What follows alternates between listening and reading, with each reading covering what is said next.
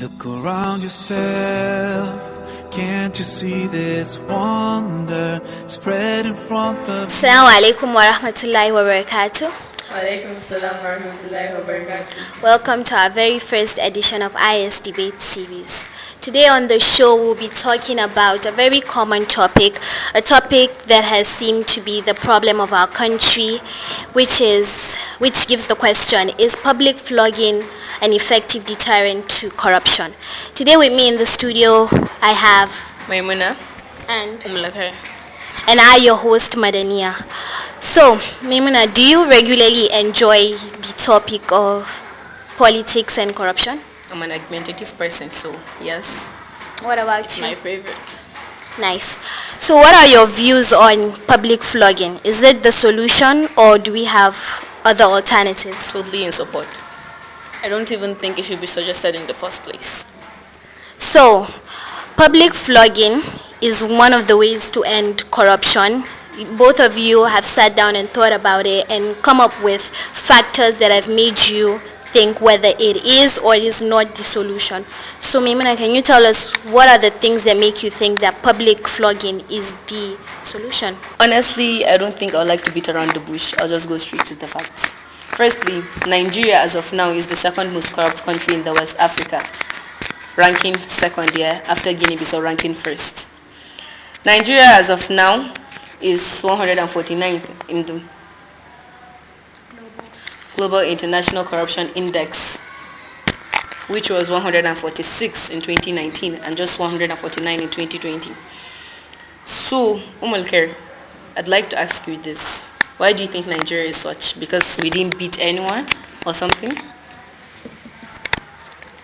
Well, you see, beating is not actually the solution, because if it was the solution, then why would there be any corruption? Because children have gone through beating in their primary school. Don't you think that beating is enough to clear out all evil things in them? Don't you think that? Okay, so you're trying to say that beating, even amongst kids, has failed. But haven't you heard of any of your teachers saying that the way a teacher beat them, flogged them, had impacted in their lives and made them better people? Well, that's just a way to encourage the student, but it doesn't actually bring out anything. And then now we're in the 21st century, so we are obviously different from them. Maybe that method worked for them, but it won't work for us, because presently now, with the way and method of our attitude, definitely beating is not enough. It's not a solution.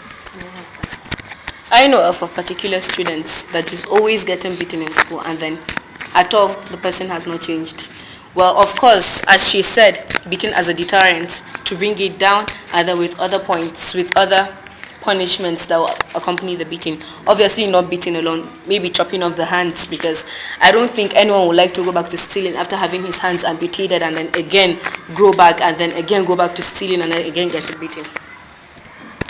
So Maimuna, you're proposing drastic measures to end corruption, flogging, cutting off the hands.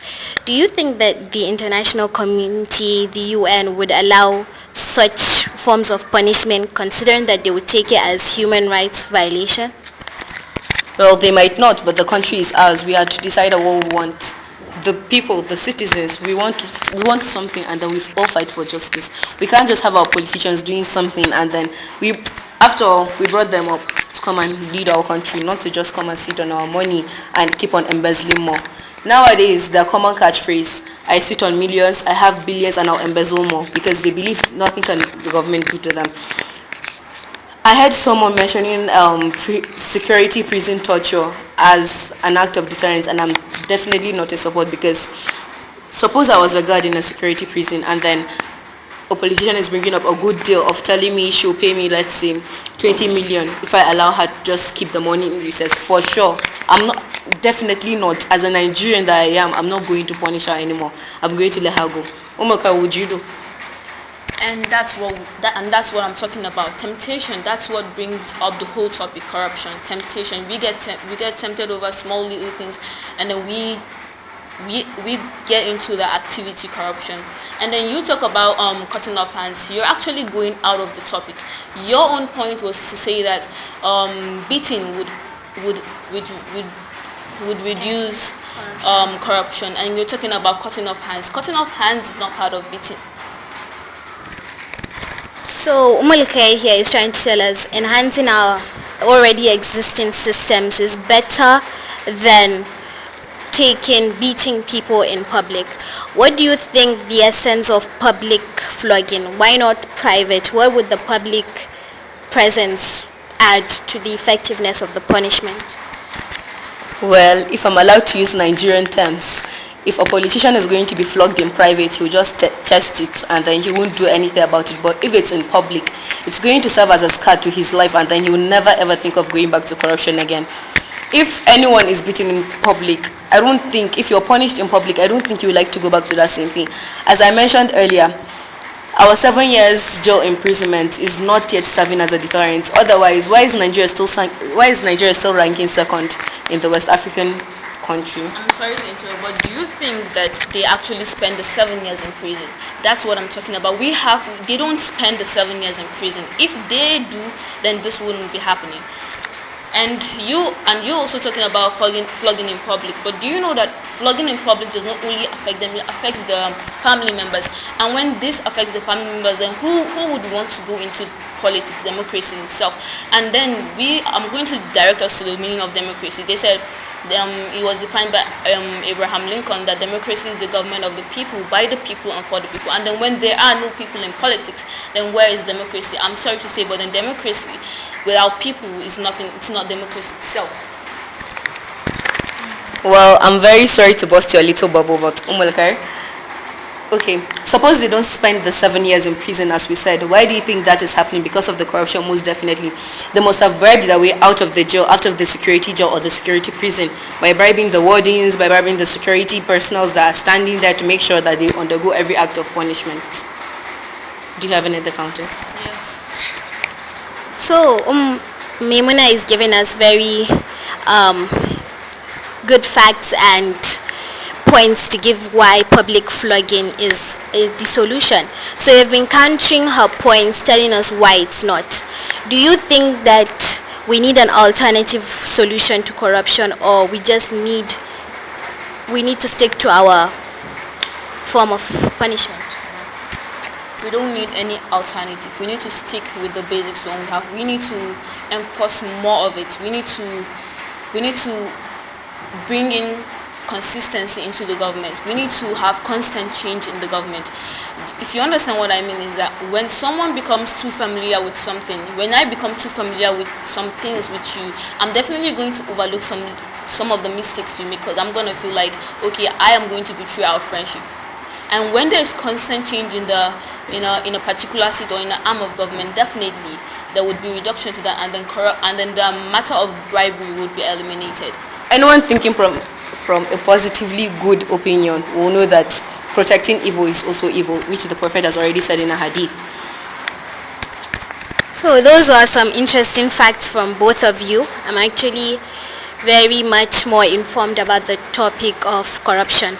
Do you think that you have a last final statement or a point or a question that you could direct to Umukari to finally bring out your point that public flogging is the way to end corruption?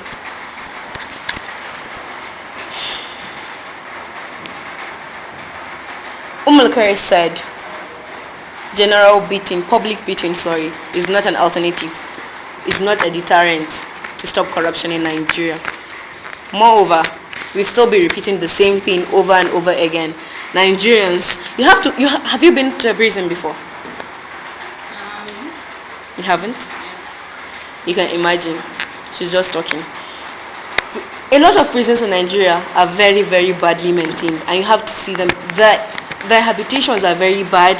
You have to see the people living in it. They just live lives like pigs, and then they just stay there because they don't get any lessons. Some just sleep there because that's the only place they can sleep. They can't afford sleeping under the bridge because they can't afford having a tire match over them. And yet Nigeria is still the second most corrupt country after Guinea-Bissau in West Africa. Omankari, please, can you explain that to me? And that brings to to what I've stated earlier, that we need to bring in constant change. You see, the people in the prison, there's no constant change in the prison. I myself, I have witnessed the story. I have heard a story of a reporter who went into prison. It's nothing but pure bribery in the prison. Because why? There's no constant change. If to say we would bring in constant change, then I promise you this, that there would be change. So that was a very interesting and heated debate. What do you think, our viewers? How do you think public flogging is a solution, as Mimina said, or is not, as Umulkar said? This was a very interesting and heated debate between the two. Thank you. I've been very much more informed about the topic of corruption. I hope you guys have. And what do you think now, after hearing both Memuna and Khair? Do you think public flogging is an effective deterrent to corruption? Give us your suggestions and thoughts. Thank you for coming to the studio and giving us a bit of your bright minds on the topic. Thank you very much. You guys should like handshake after such a heated something. I hope you guys are still friends and different opinions should not affect anything. Okay, thank you. Bye for now. Look around yourself. Can't you see this wonder spread in front of